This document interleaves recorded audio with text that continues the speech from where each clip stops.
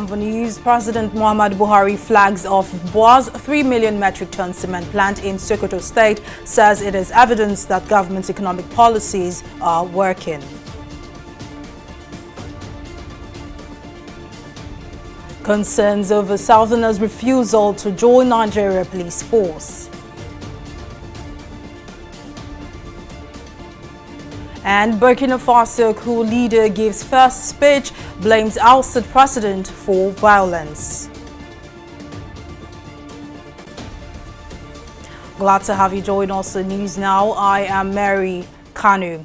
President Muhammadu Buhari has assured residents of Zamfara State that the federal government and the Zamfara State government are working tirelessly to ensure that peace returns to all parts of the state in the shortest possible time. President Buhari gave the assurance in a broadcast video he sent to the people of Zamfara State following the cancellation of his scheduled trip to the state due to inclement weather conditions. The president thereafter directed security agencies to sustain the onslaught against terrorists, restrict cross-boundary infiltration and all unauthorized access to the gold mines in the state. I have been told that the trip cannot hold anymore because of bad weather, which has made it impossible for the helicopter to fly to Gusau from Sokoto. I understand how you feel about this development, but I know that you will agree with me that Allah knows best. I particularly sympathize with your governor, Bello Matolle, and his cabinet, who have put everything in place to make the visit a successful one. I look forward to a more weather-friendly period when I will visit you. Security agencies are to sustain the onslaught against terrorists, restrict cross-border boundary infiltrations, and all unauthorized access to the gold mines in the state. The federal government and the Zamfara state government are working to ensure that peace returns to all parts of the state in the shortest possible time, and we expect all citizens to cooperate and support the armed forces and other security agencies. Still on the presidency, President Muhammadu Buhari says he is overwhelmed by the security situation in the northwest region. President Buhari who spoke on Thursday at the palace of the Sultan of Sokoto, Saad Abubakar, said while the situation in the northeast and south-south have improved compared to when he assumed office, the challenges in the northwest are a different matter. The president, however, said he has charged the military and other security agencies not to spare any criminal posing a threat to the peace and safety of Nigerians, and also commiserated with the state over the recent bandit attacks, saying Nigeria shall win the battle over evil. And the statement by the president has generated controversies, especially with the audacious nature of recent attacks by bandits who have taken over towns and villages in different parts of the country, especially the north. Now, joining me on the news to analyze the president's statement is Kabir Adamo, a security expert. Well, many thanks for joining me on the news. Now, let's begin. This weighty statement coming from Nigeria's #1 man, Nigeria's Commander-in-Chief of Armed Forces. Now, how would you react to this? First off, we need to give it a little bit of context. Where he made that statement was at the palace of the Sultan of Sokoto. And you would recall that in the last few months, probably years, the Sultan of Sokoto has been at the forefront of calling on government to come to the rescue of Nigerians that were being killed. At one point, the Sultan was quoted as having said that these bandits can be seen openly holding weapons and that the security agencies should do more to stop them. So it appears to me that, number one, the president seemed to have been responding to that dismay or disappointment being spoken about by the Sultan. Number two, I run a consultancy and we keep a database of incidents that have been occurring. Now, in 2021, 38% of the fatalities as well as kidnapping that occurred in Nigeria occurred in the northwest of the country. So clearly, the president was feeling the impact of that high number of both fatalities and kidnapping. In fact, if you pick kidnapping alone, about 52% of the kidnapping incidents occurred in the northwest. So clearly, there are issues in the Northwest that are attracting the type of unlawful activities of gunmen and bandits that has made the president to reflect that. But beyond that, I'm hoping and I was expecting that the president's media team would issue a statement to clarify what the president meant by him being overwhelmed.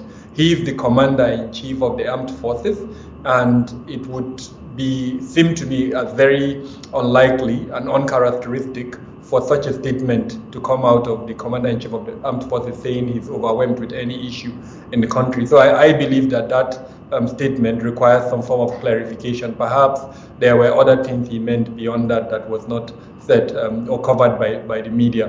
We're hoping that going forward, the president's media team would issue statements to clarify that. All right, now, the president only recently, by his words, said military troops are leading the war against terrorists. And now, in the same vein, he has said he's overwhelmed despite the deployment of Super Tucano fighter jets and also the outright tag of bandits as terrorists. Now, if the president can say such, should Nigerians be worried? Well, First off, let me give a little bit of clarification there. The situation in the Northwest is slightly different from the situation in the Northeast, and some of the military arsenal assets that are being deployed in the Northeast, we're not aware that they are deploying them in the Northwest yet. So when you made reference to the Super Tucano, we're not aware that they are being deployed in the Northwest yet. Then, in fact, if you recall, there are two divisions that have been deployed in the Northeast, Division 8 and Division 7, while I know they've upgraded one of the military formations in the Northwest to a full-blown division, but the types of assets that in that division are not in comparison there. So yes, there are military operations ongoing, such as Operation Hadarin Daji. I think it's in its fourth phase at the moment. But the rate of deployment and the rate of military activities is not comparable to that. Now, yes, the second point regarding the declaration of the bandits as terrorists.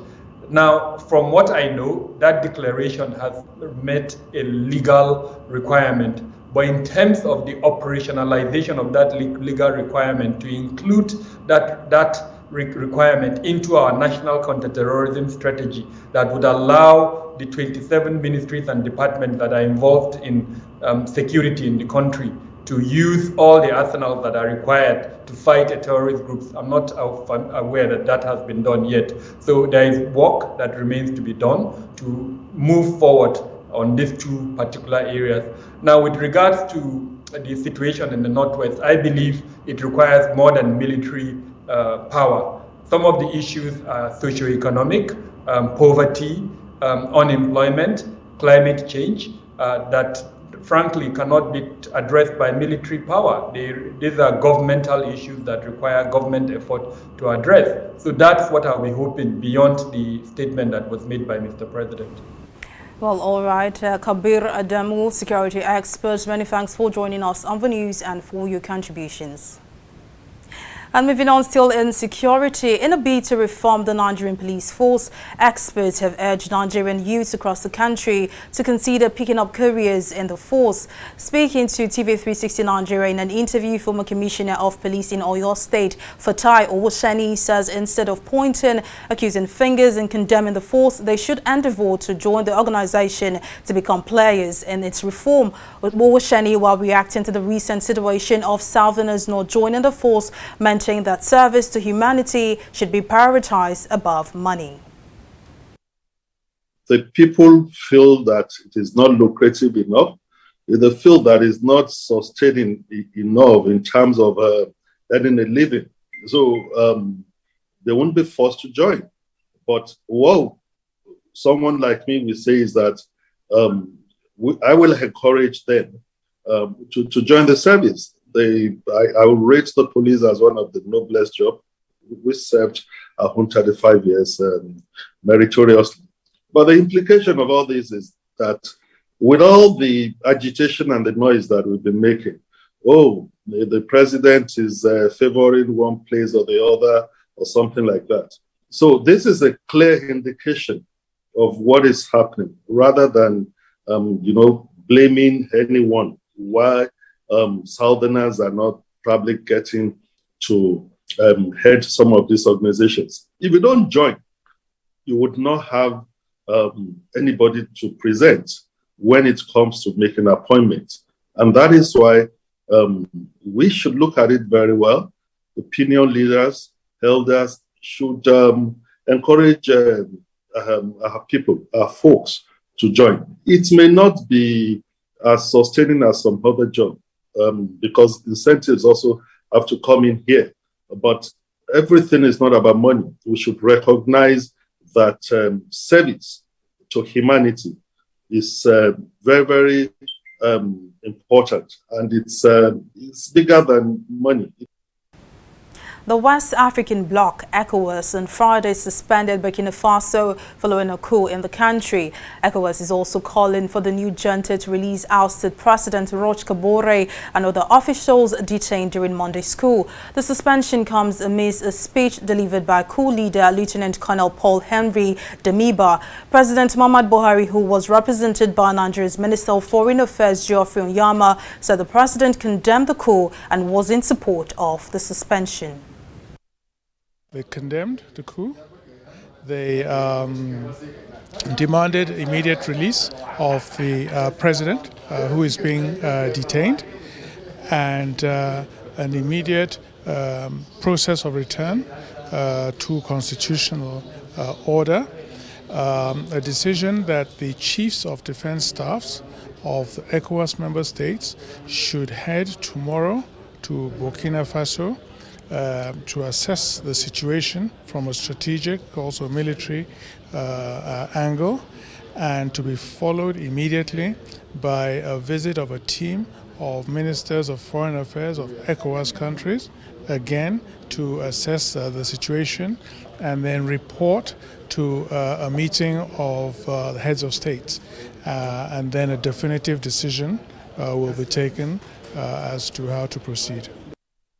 President Muhammadu Buhari has expressed delight that the federal government's policies on economic diversification, job creation and creating an enabling environment for businesses to thrive are working. President Buhari made this known while inaugurating a new 3 million metric tons per annum factory constructed by Buhari Cement in Sokoto State. The president thereafter pledged that his administration would continue to support serious investors to set up businesses that will take advantage of huge reserves of resources in different parts of the country. Our correspondent Abisola Adebayo has the details in this next report. To complement the federal government's efforts in attaining self-sufficiency in cement production in Nigeria, BUA Cement, one of the largest cement makers in the country, has constructed a 3 million metric tons per annum cement factory in Sokoto State. At the commissioning of the plant, President Muhammadu Buhari appreciated the company for being the largest employer of labor in the country's northwest. He thereafter called for increased private sector investment, assuring that his administration would continue to create the enabling environment for businesses to thrive. We remain prepared to support serious investors to set up businesses that will take advantage of these opportunities through value addition, so as to take advantage of the huge market here, as well as in the greater African region and the world at large. On his part, Governor of Central Bank Godwin Emefiele urged cement manufacturers in the country to pay more attention to satisfying domestic demands, adding that the Apex Bank will provide the needed support. As part of the efforts of this administration to drive productivity in the industrial sector and to conserve our foreign exchange reserves, I am pleased to note with delight that the production capacity of the cement industry in Nigeria has doubled exponentially indeed, from 30 million tons in 2014 to about 60 million tons in 2021. The newly constructed infrastructure will make it the fourth factory commissioned by the company in the last 6 years. This has made BUA the largest producer of cement in the northwest, south-south and southeast region of the country. Founder of the company says the aim is beyond the Nigerian market. We have diversified our energy sources by introducing greener alternatives, in this case LNG, to power the Kings and 48 megawatts power plant. Our power plants are now running on 100% LNG, leading to reduced carbon emissions. This is the first of its kind at any cement factory in the country. BUA Cement is set to complete 2 more plants of the same capacity in 2023, as the company targets ramping up total production capacity to 17 million metric tons of cement per annum next year. Abisola Adebayo, TV360 News. Well, we'll take a break here, but still to come, Super Falcons head coach invites 35 players for African match against Côte d'Ivoire. We'll bring you details of the story and more right after this break.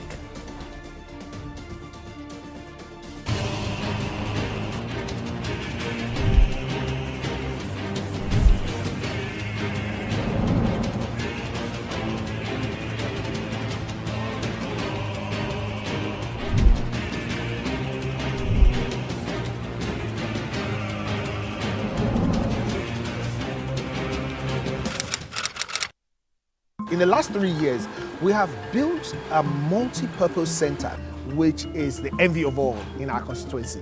And I can tell you that the people who are living there are already enjoying it.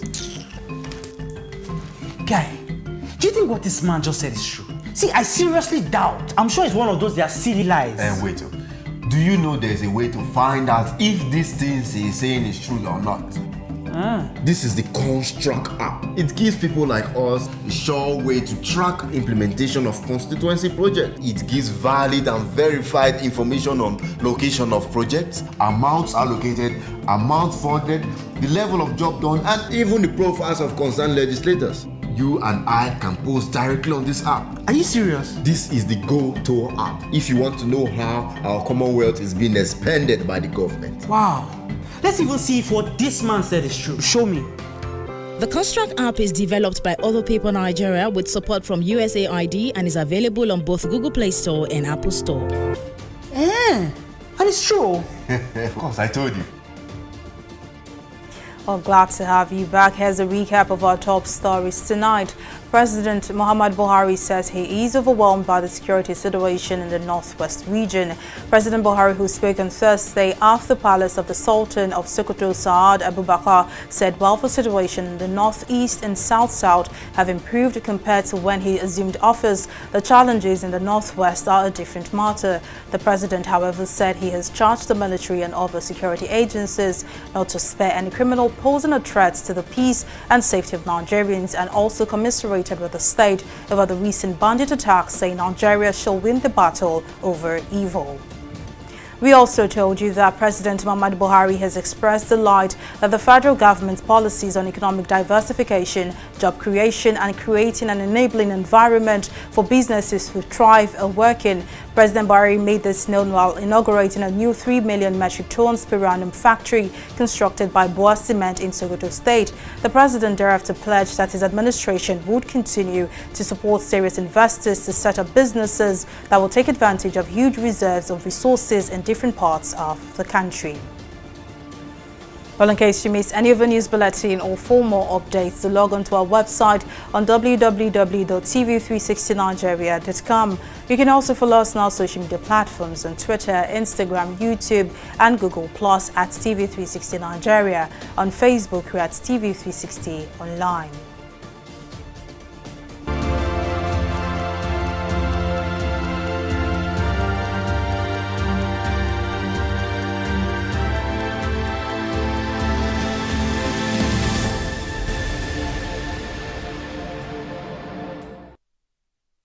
Morocco has inaugurated the construction of a COVID-19 vaccine manufacturing plant in partnership with Swedish firm Recipharm. The factory, to be known as Senso Pharmatech, will produce vaccines against coronavirus and other diseases, with production expected to reach 116 million units in 2024. Morocco is already producing the Chinese Sinopharm vaccine, with more than 3 million doses being made per month, and plans on producing 5 million doses and more than 20 million by the end of the year. The plant will need investments of between 400 to 500 million euros and is aimed at ensuring vaccine self-sufficiency for the North African Kingdom.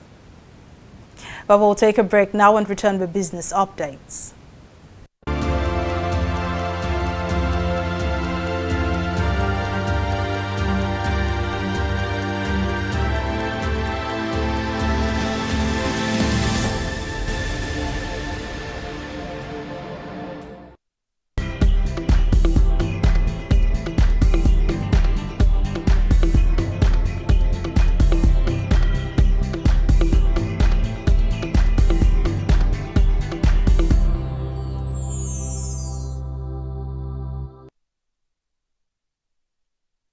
Welcome back. Up next is business news and stock market review with Abisola Adebayo. Over to you, Abisola.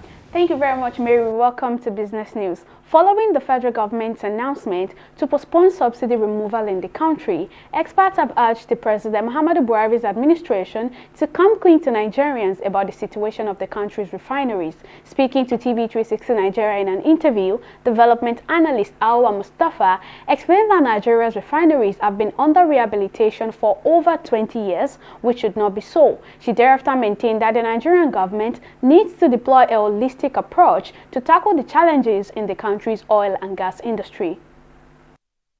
The government has been singing this same song since the regime of Obasanjo. The refineries have been under the process of fixing for over 20 years now. We don't know what is stopping them from completing the project.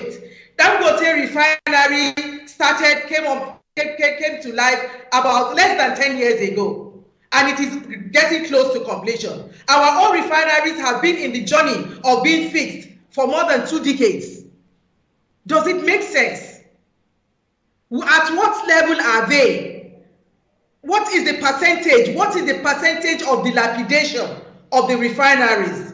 How long will it take them to get to what percentage? They need to give us the details.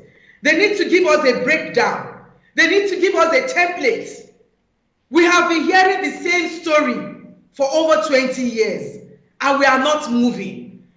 The last time we checked, some of our refineries were operating at less than 40% capacity. What is the problem? Do we need to build a new refinery? What does it take to build a new refinery?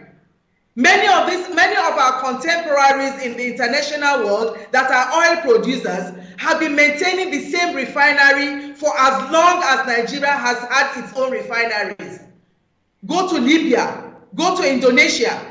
Their refineries are as old as some of their refineries are as old as our own refineries. Some are even older, and they are still functioning. So what is wrong with ours? What is the problem? The government should talk to us, be sincere, be open. Where are the obstacles? They cannot talk to us because they know where the problems are. The problem is within themselves, within the government. Agencies, people who are eating within the government, people who are supporting the government, people the lobbyists, people who are sponsoring the government are those that are benefiting from this process. And for as long as government has become wrapped, government is wrapped under the hands of these merchants, these oil merchants, these psychopaths, we will not move forward. So I think we need a government that has courage. The major problem is that the government does not have courage. We'll take a break here and return with a review of the stock market.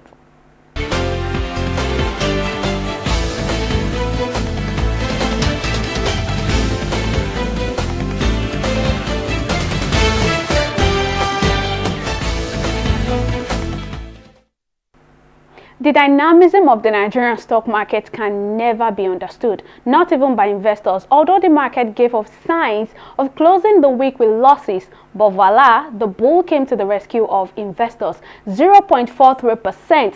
That's the level of gains recorded by investors at the close of trading, and when translated to Naira, that's over 106 billion Naira gain. Sell pressure tried to drag the market down, but Cornerstone and Vitafoam held the market in the green territory with over 25 Naira gains. There were gainers and there were also losers, as 7 equities recorded losses, but UPL and Chi PLC lost about 3 Naira to top the chart of losers. With improvements across the market, today's market summary sees a total volume of 313 million units of shares valued at 5.03 billion Naira, exchange hands in 5,067 deals. With today's gains, investors are hopeful for a continuous run in the coming weeks. Let's see how some selected global stocks are faring. In the US and Asia, the bull is in charge, as the market is trading at 0.27% and 2.09% respectively, while in the UK, the story is different. This is because fears of rising interest rates and the looming threat of war in Europe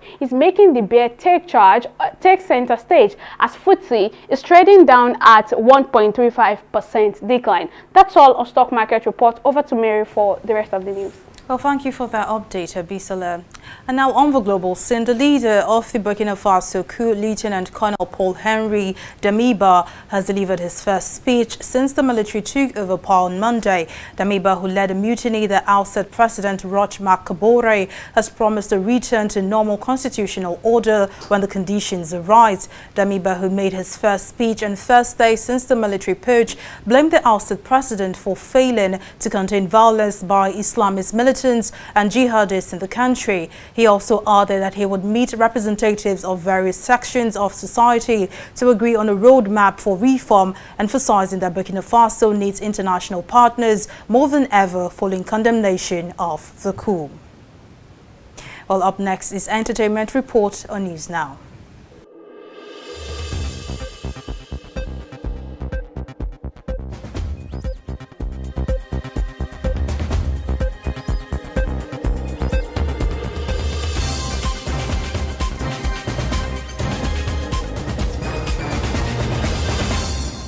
A high court in Abuja has granted bail to social media influencer and aphrodisiac entrepreneur Hawa Saidu, also known as Jaruma.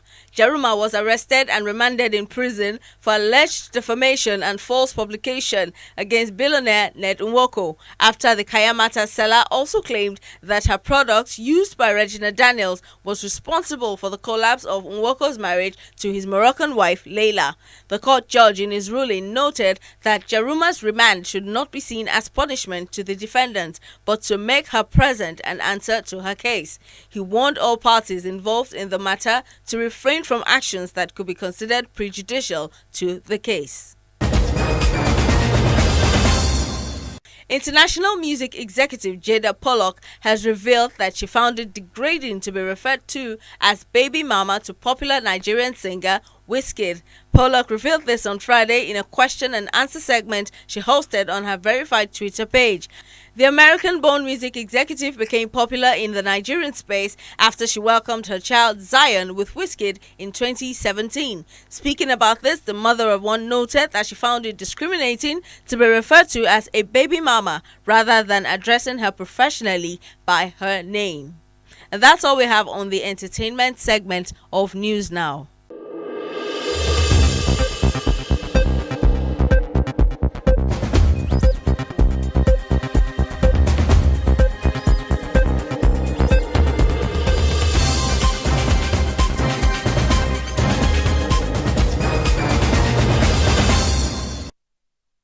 And now in sports, Nigeria Super Falcons head coach Randy Waldrum has invited a total of 35 players to the camp of the senior women national team ahead of next month's final qualifying fixture for the 12th Women Africa Cup of Nations tournament against Cote d'Ivoire. The Super Falcons and the Lady Elephants will tango over 2 legs for one slot at the Africa Cup of Nations to be hosted by Morocco in the month of July. Both teams will square up at the MKO Abiola National Stadium, Abuja, Abuja on Friday 18th of February, with a return at the Stade Robert in Abidjan on Wednesday 23rd February. All invited players are expected to arrive Abuja on Tuesday 1st of February 2022.